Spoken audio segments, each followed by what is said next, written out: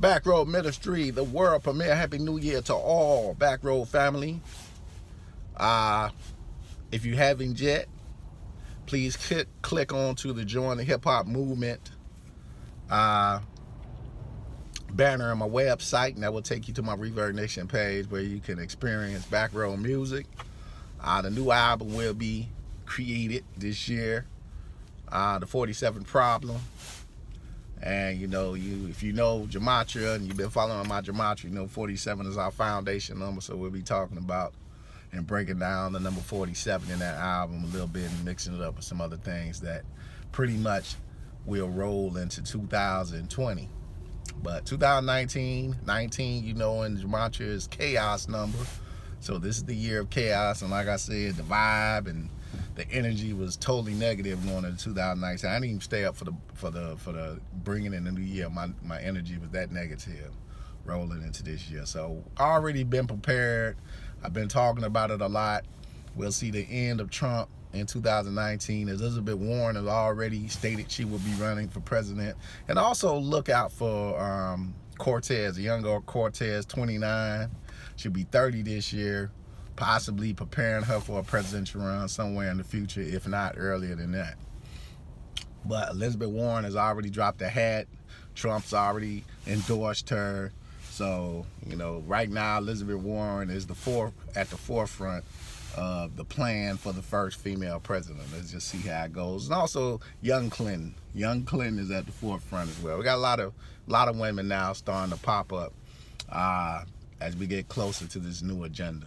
And I'm not saying it's a bad agenda. I just don't like the way they're trying to roll it out.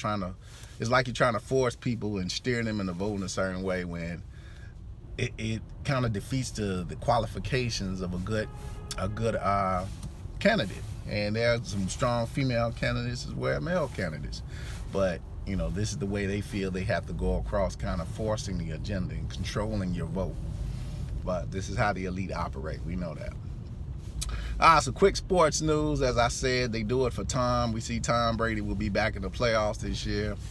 In the AFC picture, they had the fake drama going into the final games, especially with Cleveland and Pittsburgh, and the tie, of course, came into play. That tie kept Pittsburgh out of the playoffs this year. Baltimore, with their run and gun option offense that no one seems to be able to stop, which is damn ridiculous. But, I'm still putting Tom Brady in the Super Bowl. But I got a but.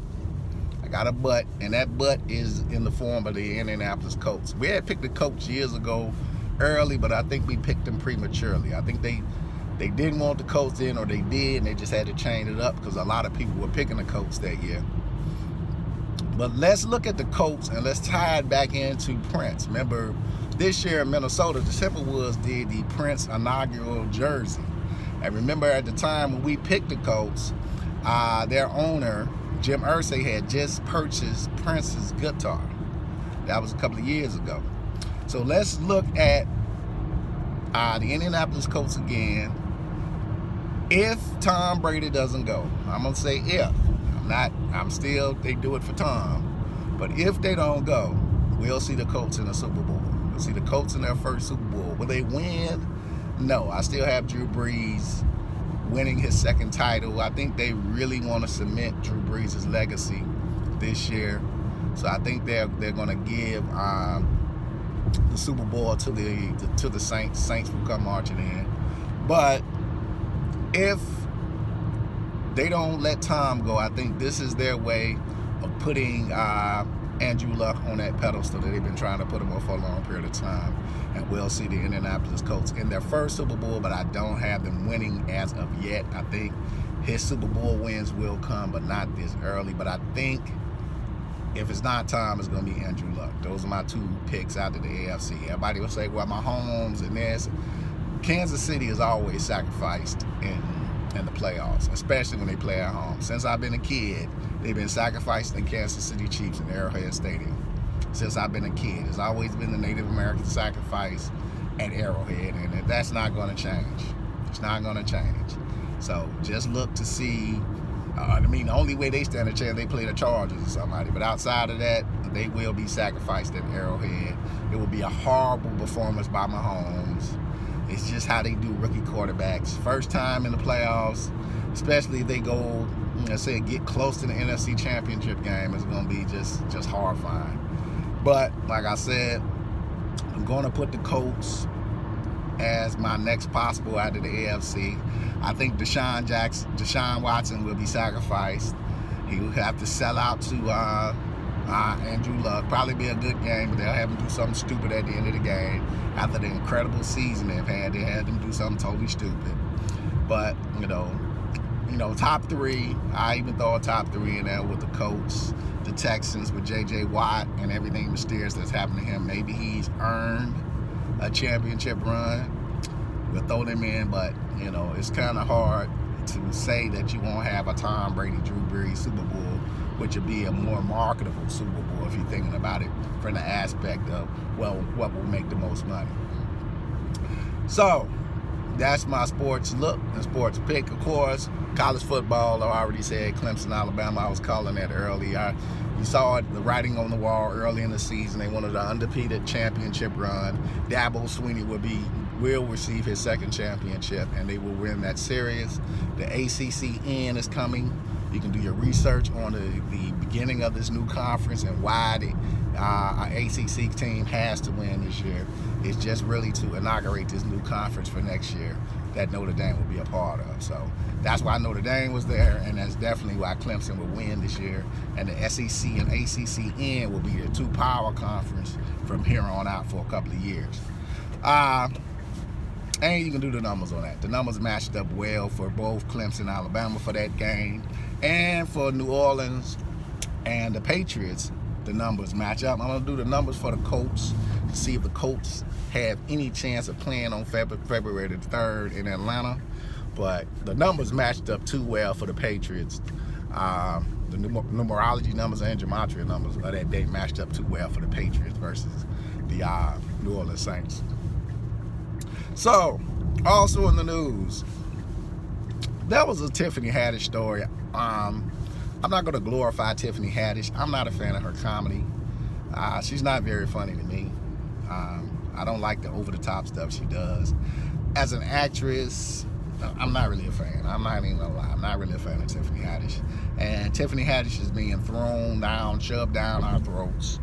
Last night, well, New Year's Eve, she did a show in Miami that was TMZ was just mysteriously there to report the story is bad. And you got to remember that sacrifice is not just a blood sacrifice, but we also talk about self-sacrifice. There's another way that people pay the elite for their fame. It's through self-sacrifice, allowing yourself to be degraded, just allowing a lot of things to occur. So this was a self-sacrifice for Tiffany Haddish.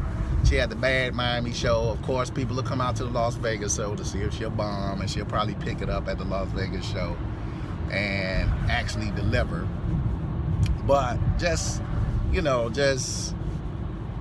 totally unprofessional the way that it was done. She did, and you know it was a self-sacrifice story because she does this video prior to the show where she doesn't even know what the venue is.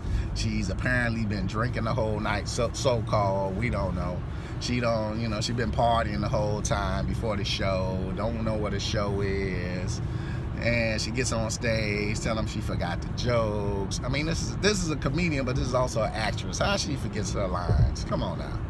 Even a coked up actor remembers his lines. She don't remember her lines. And it's all for publicity. I mean, right now, they're doing everything in their power to keep Tiffany Haddish in the limelight. Remember, there is no such thing in Hollywood as bad publicity. The more publicity you get, the better. And everybody knows this in Hollywood. I apologize. Everybody knows this in Hollywood. So this is just another way to get her some publicity and to get people to talk about it. Even my dumb ass, to get people to talk about it. But this is how the elite work. They pretty much contrive ways and control scenarios to get you to talk about something and talk about a person. So Tiffany Haddish will get no more play from me, but this is just, in my opinion, a publicity stunt to sell her tour. She'll pick up on the next tour. I mean, she's an actress. She hasn't forgot her damn lines. It's a bunch of malarkey. But can she really deliver? I don't think so. I think, you know, Tiffany is not really a comedian. I don't think she has ever, you know, really experienced the grind. She's done some good stuff, but just coming at it night after night, I don't think so. And now she's had the rewards of the elite. They paid her money. She's willing to do anything, and that's the scary part about a Tiffany Haddish, a person that's willing to do anything and sacrifice anybody to continue her fame. So it's not a legendary fame, but just a money fame. And nothing's gonna come out of it for Tiffany except for sacrificing. When they're done with her, they're done with her. She has to realize that when the elite are done with you, they're done with you. And the same people that build you up take more pleasure out of destroying you. So that's what I think when it comes to Tiffany Haddish. So rough year, keep your back against the wall. 2019 is a chaos number in gematria. So we really have to keep our backs against the wall. Trump is already crying about the wall, and I'll talk about that wall funding in my next video. Peace.